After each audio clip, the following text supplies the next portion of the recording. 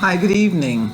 I want to speak to you this evening about the crisis that's being experienced by the middle class here in Barbados, and to also talk about what are some of the upcoming things that are likely to impact on us in a fairly negative way, because I think that as a class we need to start and discuss how we're going to deal with this and what are some of the changes we need to see happen in order for us to deal with it.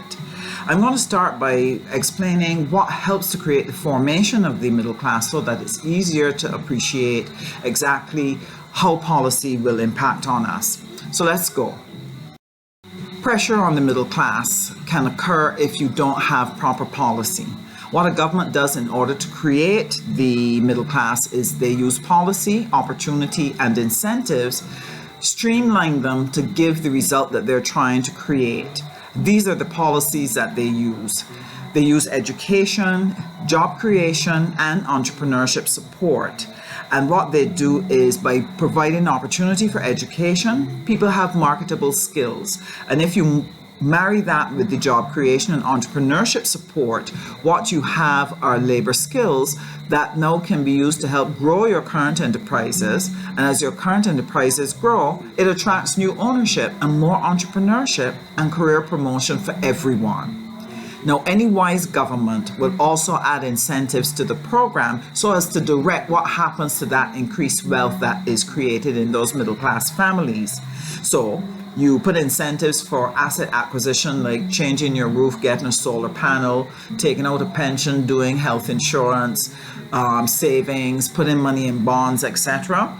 Or in addition, you can also provide additional social services, good basic social services. So you help to free up your consumer spending so that your middle class and working class are spending money with your businesses, and that will also help your current businesses to grow.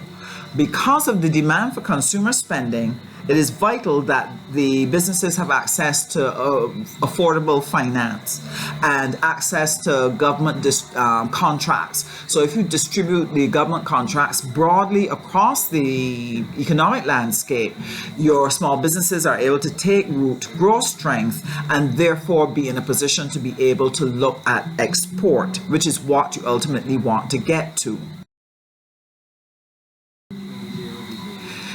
What has occurred here in Barbados is a collapse of the middle class in the middle of this crisis. And Anne Riley's story is probably the best poster child of that particular crisis, but her story is multiplied hundreds of times over across Barbados.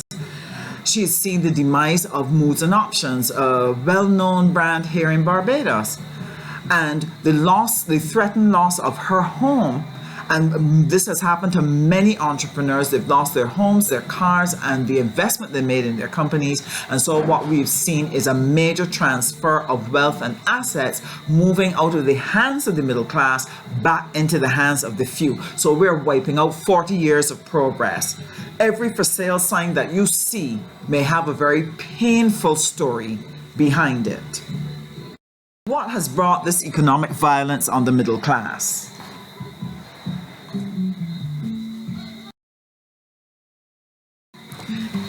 Policy violence will do it. If you don't understand how your economy works, if you don't understand the impact of your policies, then you will embrace things that in the long run counter to what you're seeking to produce. Let's look at a couple. We had a situation where the government decided that it was not going to put stimulus into the economy. Instead, they took an economy that was bleeding and put heavy taxation on it all through these years, which hurt the middle class and hurt businesses. Here's an example of something that would hurt and will continue to hurt, especially in St. James South. With the introduction of UE fees, enrollment at UE would have dropped from 8,000 down to about 4,500. Yet UE has financial commitments for an infrastructure built for 8,000 students. This means that UE has no alternative but to reduce the number of classes, the staff, as well as their professional staff, which will make it unattractive to regional and international students. As that begins to take hold, the student accommodation that used to be afforded to Residents in West Terrace, in Oxnard, in Prior Park, in Paradise Heights, in Wanstead, and husbands, they can see the loss of that student income that used to support their mortgages and support the other commitments that they made on behalf of their families for their future. Other incentives have also experienced some violence.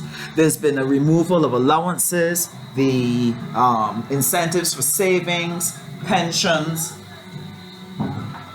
and in addition, you've also had a drop in the savings rate, so you're earning less on the money that you keep in the bank.